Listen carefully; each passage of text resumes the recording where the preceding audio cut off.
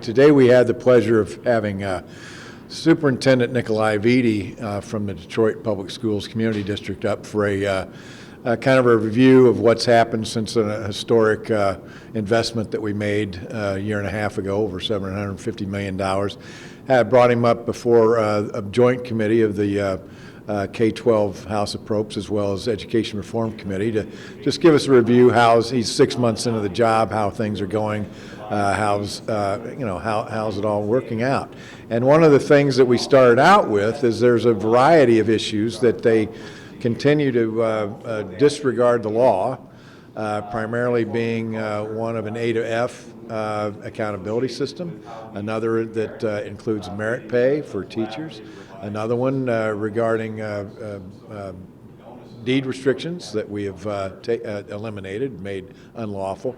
These and other issues that can continue to flout the law. I'm glad to see, as a matter of fact, that Dr. Vitti is, I think, serious about reforming DPSCD, and I think that to a large degree he will.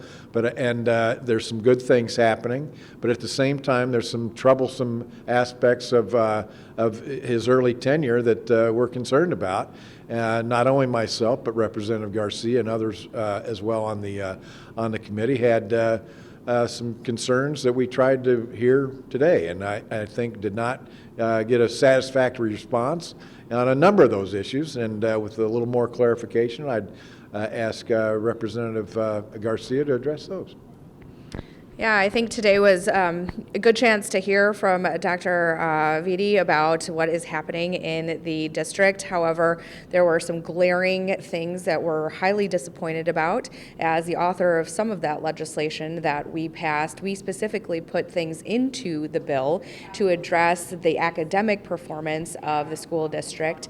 And, to learn that the school reform office has not necessarily been working with the superintendent on an A to F system is very concerning to me, because they are not prioritizing what is actually in law. We've already seen that the closure of school buildings that have a long history of academic performance that is abysmal has been just put on the sideline and has not been addressed. Instead, we have these school partnership agreements, which we don't really know what those are or look like. We have found out that they're engaging in a lawsuit over a deed restriction issue on a building that they don't even own, using the taxpayer dollars that we funded and our communities gave to them to address their failing school system. And it's disheartening to see that that money is being spent on a lawsuit and not necessarily in the classroom where it matters for those students.